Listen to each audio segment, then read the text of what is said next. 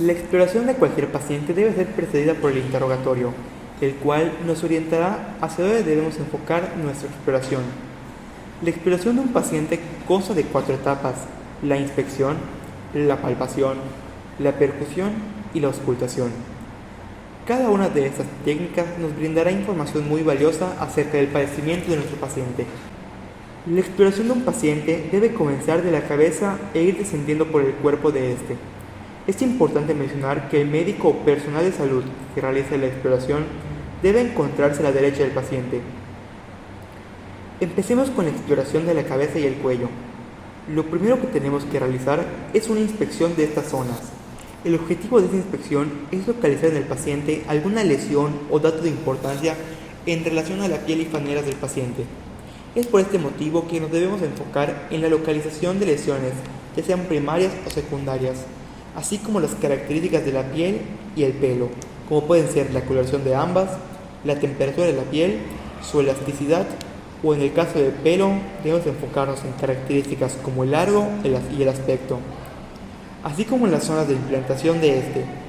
Hay que mencionar que la inspección de piel y faneras se realizará en cada región corporal.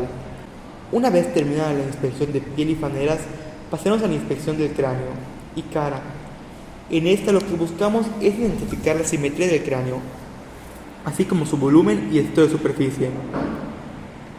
En esta parte de la exploración es donde podemos observar la característica del cráneo y dividirlas en tipos, por ejemplo, el tipo de cráneo braquicéfalo o el plagiocéfalo, por mencionar algunos. Además de esas características, a la cabeza igual se le deben observar la implantación del pelo y sus movimientos. Una vez terminados con la inspección de la cabeza, podemos proceder a la palpación. En esta, lo que buscamos es intentar identificar alguna deformidad, como podrían ser hundimientos o tumulaciones. En la cara debemos describir las cejas, la boca, los ojos y las orejas. Para evaluar los ojos del paciente, así como su vista, debemos evaluar los distintos reflejos pupilares. Esto lo haremos apoyándonos de una fuente de luz. Para evaluar el reflejo locomotor, debemos dirigir la luz hacia el ojo del paciente.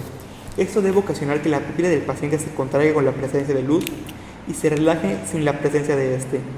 También debemos evaluar el reflejo consensual, en el cual debemos dirigir la luz de la lámpara a uno de los ojos del paciente y por consiguiente la pupila del ojo contrario debe volverse midriática. Debemos revisar también el reflejo de acomodación.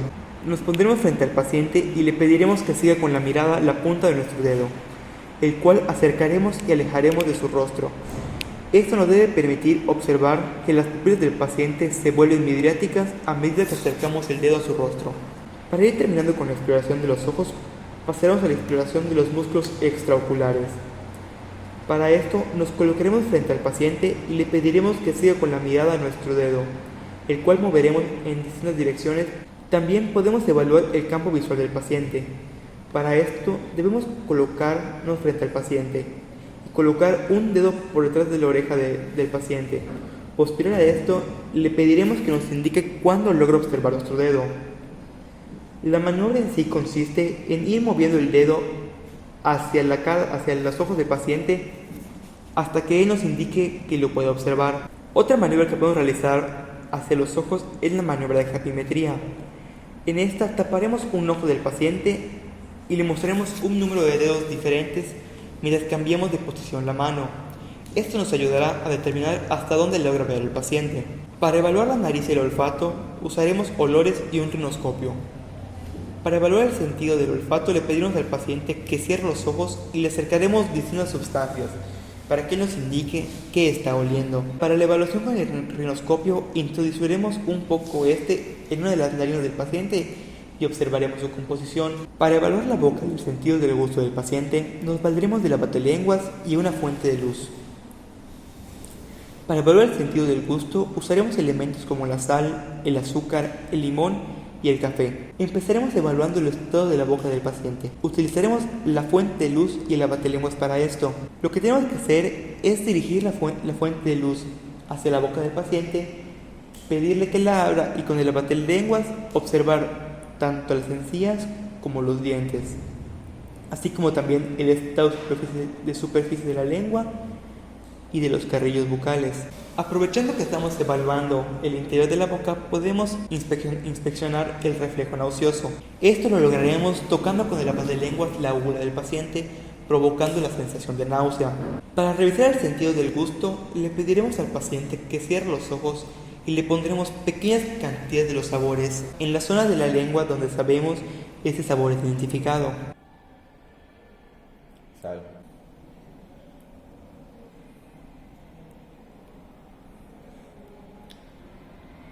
Limón.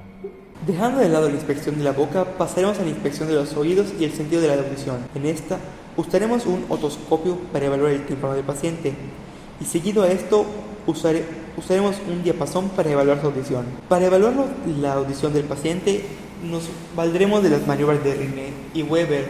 Estas son maniobras diseñadas para evaluar la transmisión tanto ósea como aérea del sonido. Para realizar la maniobra de Weber, nosotros tendremos que golpear el diapasón y colocarlo en el vértice del cráneo. Esto nos servirá para evaluar la transmisión ósea del sonido.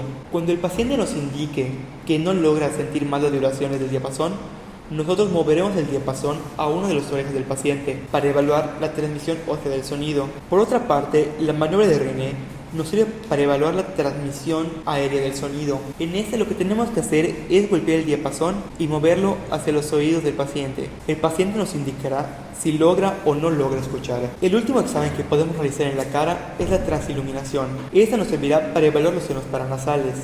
En esta utilizaremos una fuente de luz que nos servirá para iluminar los senos paranasales de nuestro paciente. Para esto, tenemos que colocar la fuente de luz pegada a la piel del paciente, debajo del ojo y pegada a la nariz. Después le pediremos que abra la boca, y si el paciente se encuentra sano y los senos paranasales no están bloqueados, deberíamos poder observar una pequeña iluminación por dentro de la boca del paciente. Una vez acabamos con la exploración de cara, pasaremos a la exploración del cuello.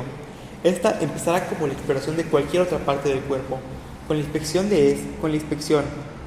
En esta, al igual que sucedió en la cabeza y cara, buscaremos lesiones y evaluaremos el estado general de la piel. En la palpación buscaremos ganglios en los cuales evaluaremos su tamaño y forma, así como la tiroides, en la cual evaluaremos que no se encuentre más grande de lo normal. Para realizar la exploración de la tiroides, colocaremos nuestras manos a la altura del segundo anillo traqueal y le pediremos al paciente que trague, lo que nos permitirá sentir la tiroides.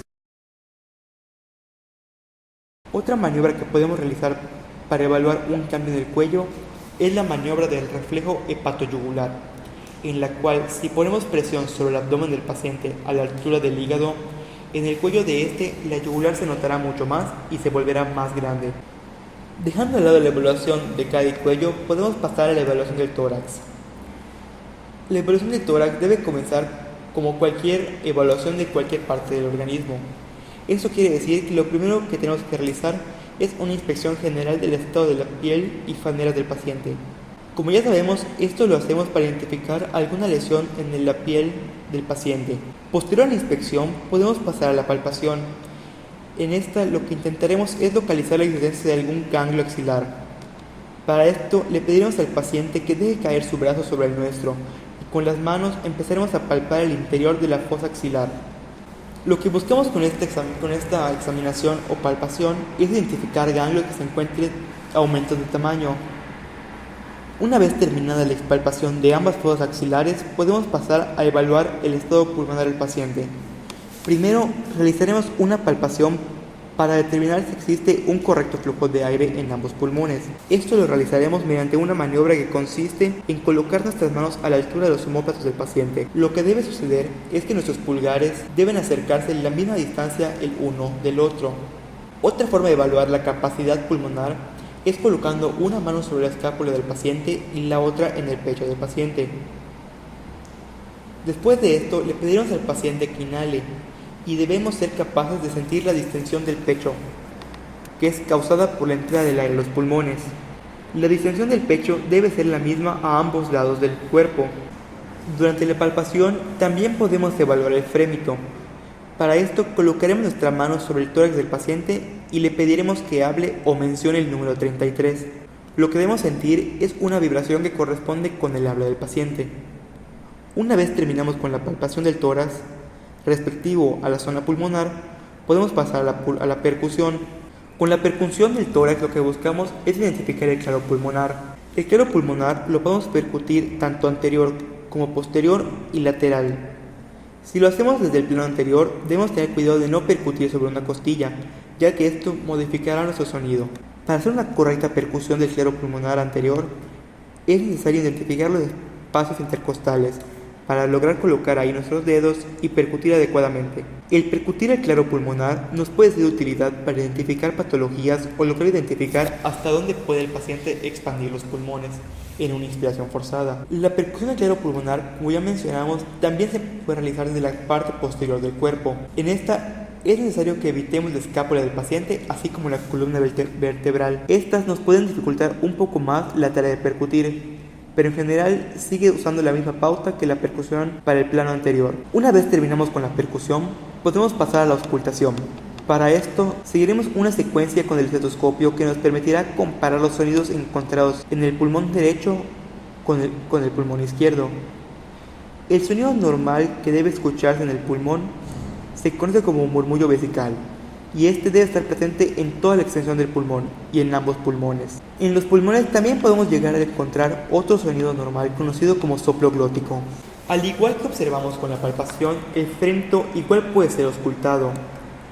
Esto lo lograremos si le pedimos al paciente que hable mientras lo auscultamos, o menciona el número 33. Al realizar esto, lo que debemos escuchar es la voz del paciente de una manera difuminada. Dejando de lado la evaluación de los pulmones del paciente, podemos evaluar el corazón. Para este utilizaremos las técnicas de palpación, percusión y auscultación. Primero intentaremos determinar la localización del choque de la punta. Esto lo haremos colocando nuestra mano sobre el pecho del paciente y sintiendo sus latidos. La zona en la que más fuertemente se sienta el latido del corazón es la zona del choque de la punta. Después de esto pasaremos a la percusión. Esta lo usaremos para identificar las zonas donde se encuentra el corazón del paciente y definir su posición. Una vez finalizamos este proceso, podemos pasar a la auscultación. Para este, usaremos los siguientes focos de auscultación cardíaca. Los focos de auscultación cardíaca son 4 zonas en el tórax, los cuales nos servirán para identificar la apertura y cierre de las válvulas del paciente. El primer foco es el foco aórtico. Este se encuentra en el segundo espacio intercostal derecho, en el borde external derecho. Después de este, podemos auscultar el foco pulmonar, que se encuentra en el segundo espacio intercostal izquierdo, en el borde external izquierdo. Después, tenemos que auscultar el foco tricuspidio, el cual se encuentra localizado en el cuarto espacio intercostal izquierdo, en la parte inferior del borde external izquierdo. Y el último foco que tenemos que auscultar es el foco mitral, el cual se encuentra en el ápex cardíaco, en el quinto espacio intercostal izquierdo, sobre la línea medio clavicular.